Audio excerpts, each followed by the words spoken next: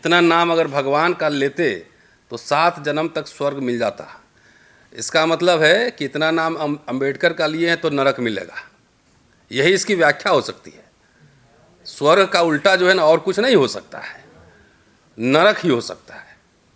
तो इनके मन में जो सोच थी अंबेडकर को लेकर, चलिए कम से कम आज देश में जितने लोग हमें सुन रहे हैं, 10 साल से ये बात हम लोग लगातार रिपीटेडली कह रहे हैं, 10 साल से, कि ये मूर्ति बनवाएंगे जरूर, भवन बनवाएंगे जरूर अंबेडकर के नाम पर, लेकिन उसी के नींव के नीचे अंबेडकर के विचारों को दफन कर देंगे।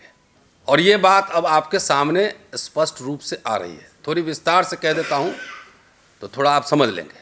जब संविधान लागू हुआ, संविधान जब सौंपा गया, 4 दिन के अंदर ऑर्गेनाइजर का लेख है, आप लोग पढ़ चुके होंगे, सुन चुके होंगे, कि इसमें भारतीय कुछ भी नहीं है, ये पूरा वेस्टर्न सिविलाइजेशन से बोरो है। संविधान सभा के डिबेट से नहीं पढ़े होंगे। ये इनको समस्या जिन्ना से नहीं थी।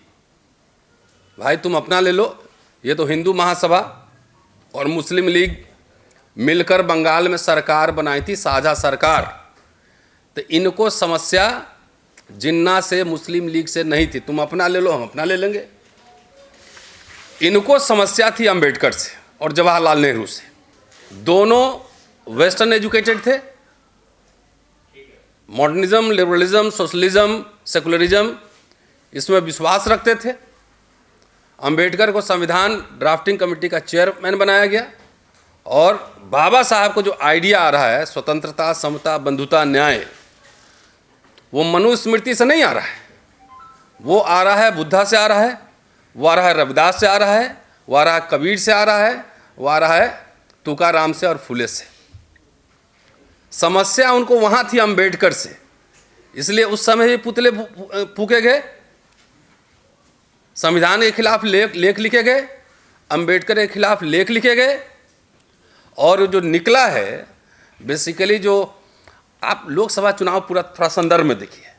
इस लोकसभा चुनाव में आरक्षण, अंबेडकर और संविधान बना था मुद्दा, और इसकी वजह से जो 400 पार मांग रहे थे संविधान बदलने के लिए, लोगों ने 3 पांव पे खड़ा कर दिया।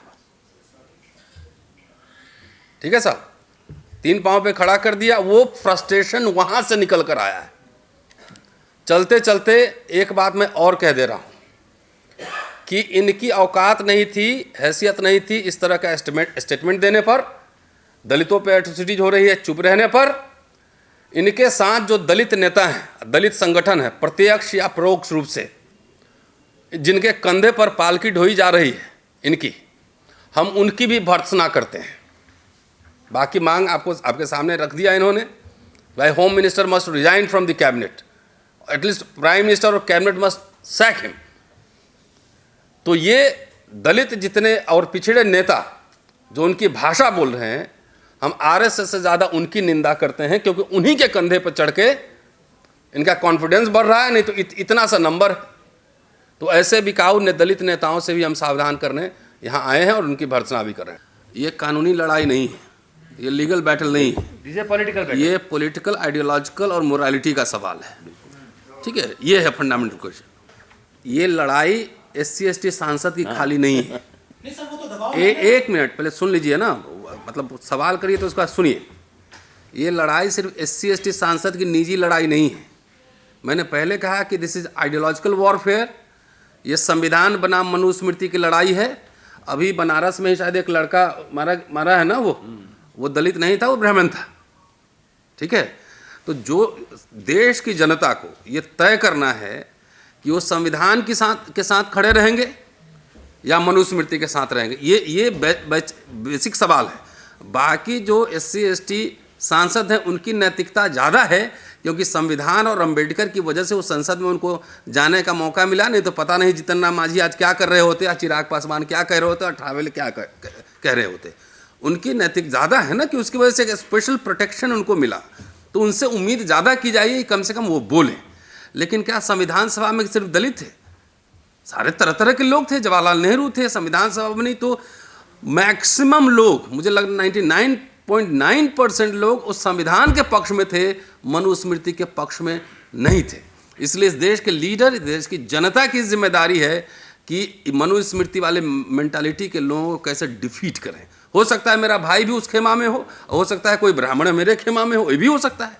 और नैकडोर की ओर से जो ये अपील है 28 तारीख को 1 बजे नेशन वाइड प्रोटेस्ट, इसके समर्थन में मैं आया हूँ। इतिहास का छात्र हूँ इसलिए इनका कुंडली और इतिहास जानता हूँ। तो जो उनका लाइन है वो लाइन सब लोगों ने कह दी, लेकिन इतिहास में तो व्याख्या होती है। और ये कह रहे हैं कि इतना नाम अगर भगवान का लेते तो स्वर्ग मिल जाता। तो इसमें एक लाइन छुपा हुआ है, एक लाइन छुपा हुआ है, और वही लाइन छुपा हुआ है जो इनके पुरखे और पूर्वज हिंदू महासभा, आरएसएस, ये तमाम लोग सोचते थे। और अंबेडकर के जीते जी उनके पुतले फूके गए नेहरू के साथ।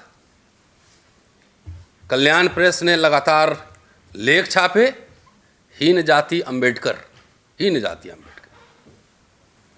तो उसका जो छुपा हुआ लाइन है कि इतना नाम अगर हम एक चीज़ जो अभी रतन लाल जी ने कहा, मैं उस पर आपका ध्यान दिलाना चाहता हूं कि हम एनडीए के जो एलाइज हैं, खास तौर से जो जीतन राम मांझी हैं, चिराग पासवान हैं, और एक अपरोक्ष जो उनके एलाइज है चंद्रशेखर हैं,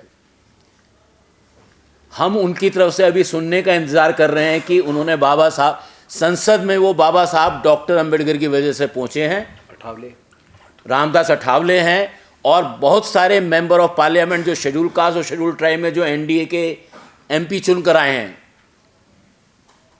हम उनकी भी भर्त्सना करते हैं। और हम पूछना चाहते हैं कि बाबा साहब के नमक का कर्ज वो कब चुकाएंगे।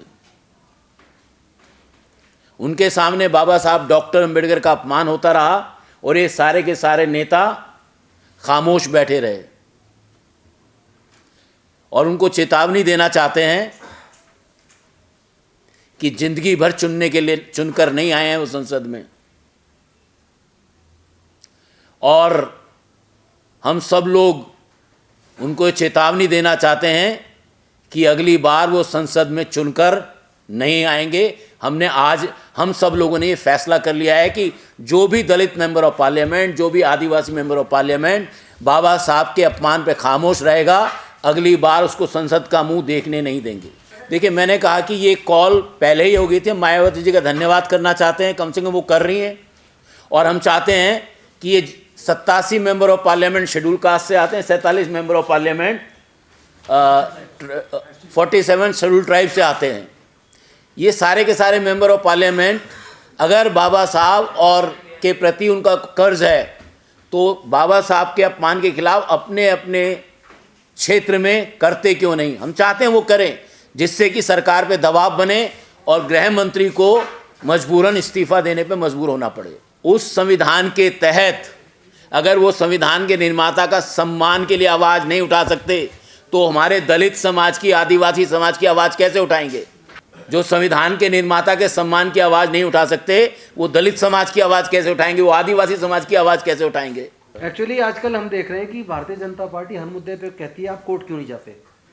तो मेरा ये फर्म बिलीव है कि कोर्ट के अंदर उस सोच वाले जज बहुत बन गए हैं और हमें उनसे बिल्कुल उम्मीद नहीं है, क्योंकि पिछले 10 सालों में हमने जो उनके जजमेंट एज एन एडवोकेट उनको हमने पूरी क्रिटिकली उनको एनालाइज किया है, बहुत अच्छे से अध्ययन किया है। तो बहुत सारे जजमेंट तो ऐसे हैं जो संविधान को, कानून को ताक पे रख के आस्था के ऊपर आधारित हैं या प्रीजुडिस हैं। हमें वहाँ बिल्कुल न्याय की भरोसा नहीं रहा है। पूरे देश में 90% लोग आज सर्वोच्च न्यायालय और उच्च न्यायालयों के बहुत सारे जजों, सबको नहीं, अच्छे जज भी हैं, लेकिन बहुत सारे जजों पर उनका भरोसा उठ चुका है। उनके शब्दों में, उनके जजमेंट्स के अंदर भी पढ़ने के बाद लगता है कि उसमें न्याय की भावना नहीं है, बल्कि प्रिजुडिसनेस है।